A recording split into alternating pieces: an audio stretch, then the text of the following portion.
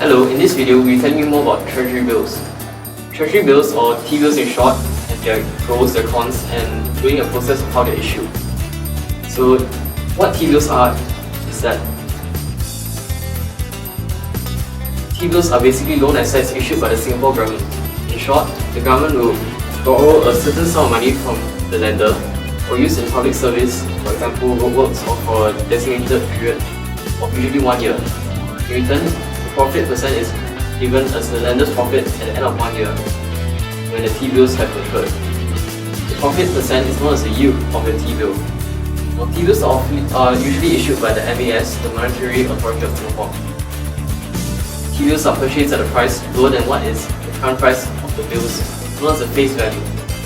When T-bills mature, the government pays the holder the full face value. Effectively, the money earned is the difference between the purchase price of the T-bill and the face value of the T-bill once they mature, in 1 year or less from the issue date.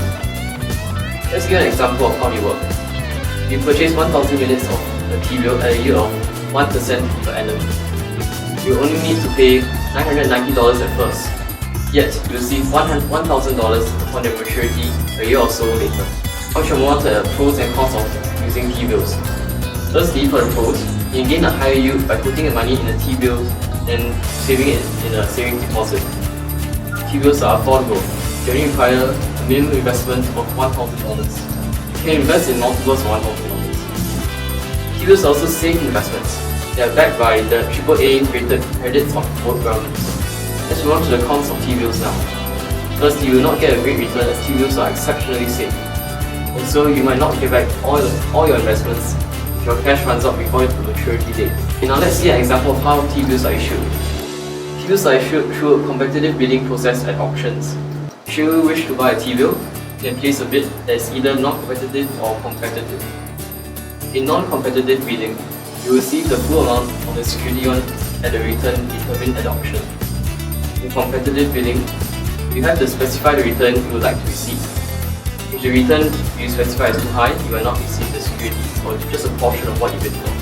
So why don't I buy other government treasury bills instead? For example, Indonesia. The interest rates are over 11% and logically it is better to invest with them rather than in Singapore.